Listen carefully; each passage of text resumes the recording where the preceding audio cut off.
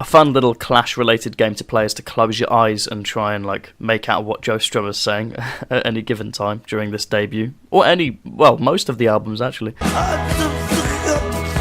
However brief a majority of these songs are, they all make themselves known in some form or other, be it via Paul Simonin's tasty bass, Mick Jones's very brash and crunchy yet bizarrely melodic guitar lines, or the subject matter of the songs themselves, almost all of which are unique in theme and yet tied cohesively together by the snarling venom of Strummer and Jones, establishing the Clash as a force to be reckoned with right from day one. I will say that for as much as neither frontman's vocals have ever been anything to write home about from a technical point of view, they are particularly ropey here, with the melody at the core of these songs just about cutting through the objective lack in ability. However, what they may lack in pipes, they more than make up for in passion, energy, and ability to pen irresistibly catchy hooks, a few of which show up here, like in the case of Janie Jones, White Riot, and What's My Name. The chanted choruses do wear a little thin toward the latter half of this album as the band's limited range of musical techniques begins to unravel itself, but as mentioned earlier, the tracks are relatively brief enough that this issue doesn't bother me in any major way. They know their limitations and when not to overstay their welcome. That is, apart from on their cover of Police and Thieves, which goes on for far too long considering how little is happening, making it stick out like a sore thumb on the track list as a result.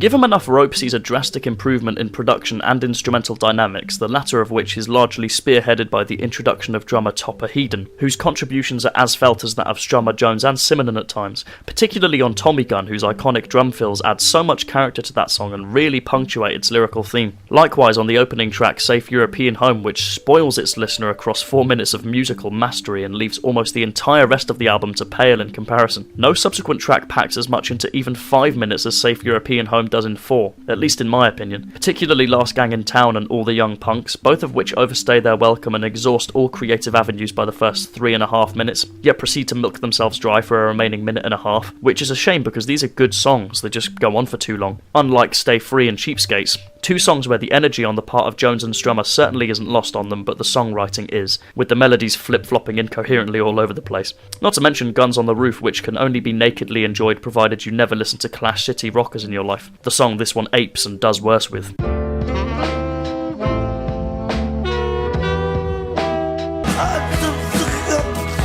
Guys, you know I hate to be positive, but this album is flawless. I'll skip Jimmy Jazz, but that's about it. This is a project where you can hear the fun being had in the studio, and it rubs off on the final product in only the best of ways. Each and every song manages to hook you, and in completely unique ways. Be they sentimental, stern, or just plain silly, these choruses will leave you scratching your head wondering which one you like the most. As make no mistake, there's no clear outlier here. This was among the more painstaking track rankings I've ever had to do for more reasons than this being a double album. It really is that good. Not a great deal more I can say than that, in all honesty, as this is an album that has been discussed more times than I could feasibly compete with. But what I will say is this: for an album to take this many risks, have each and every one of them not only pay off but in this triumphant a way is mind-boggling, both then, now and for years to come.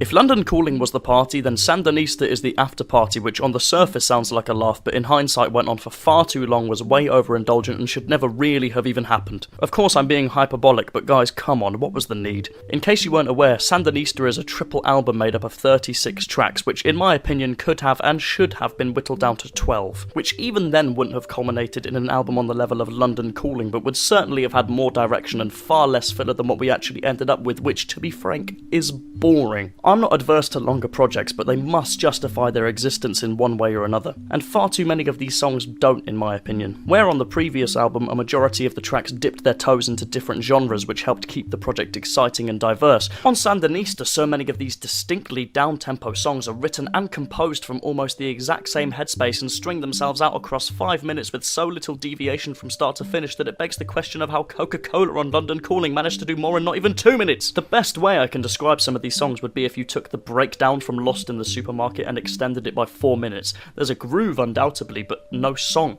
which I find unforgivable on the account that tracks like Somebody Got Murdered, Police on My Back and Washington Bullets exist.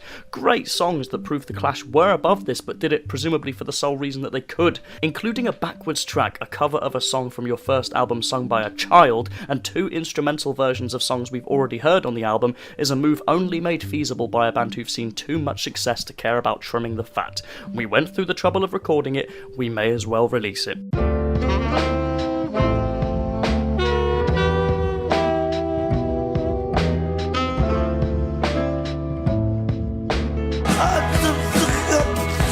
Funnily enough, combat rock is almost exactly what I wish Sandinista had been. Experimental enough as not to repeat history, but no less distinctly Clash-esque, and most of all, apt in length. It goes without saying that Should I Stay or Should I Go and Rock the Casbah cast a shadow over the other tracks here, but that's not to say there's no fun to be had elsewhere and in just as stylised a way. Overpowered by funk, Sean Flynn and Death as a Star all venture effortlessly into new territory for the Clash and see great success in doing so. Even the more lacklustre tracks on this thing are redeemed by the end on account of their instrumental adventurousness, like the buzzing synth during the latter half of Car Jamming, which helps keep that song's head above water, or the masterful percussion permeating Straight to Hell all throughout its borderline meditative 5.5 minutes. However colourful this album's production may be though, it would have been nice if more up-tempo songs occupied the second half, which particularly following those aforementioned huge songs feels a little slow by comparison and confuses the album's momentum quite a bit.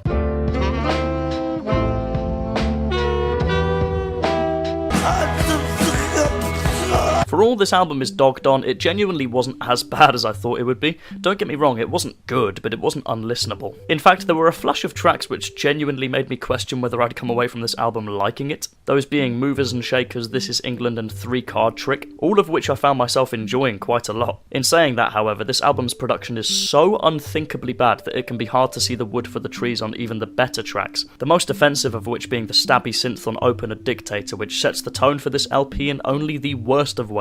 God only knows what they were going for with that. That's not to say that I don't acknowledge the shitty songwriting either. Dirty Punk, We Are the Clash and Finger Poppin' exemplify beautifully the kind of rhetoric that made John Lydon resent punk by this point for how uniform and tropey it had become, and sound like what someone who doesn't like the Clash probably thinks all Clash songs sound like. Honestly though, if you clean the production up, and by that I mean jet-washed it, with actual drums instead of dated and tacky programmed ones, and replaced the lyrics with ones that Joe Strummer didn't fart out in 10 seconds, then this album may just hold up, on account of the fact that some of the vocal melodies and even guitar work here is genuinely quite good. It's just everything else.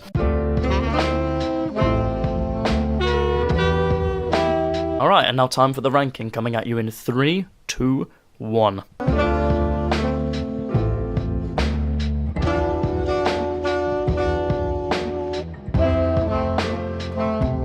Well, thank you for watching everybody. Feel free to let me know in the comments what you thought of this video as well as your own Clash rankings. I'm genuinely interested to hear what they are, and I'll see you next time for Led Zeppelin.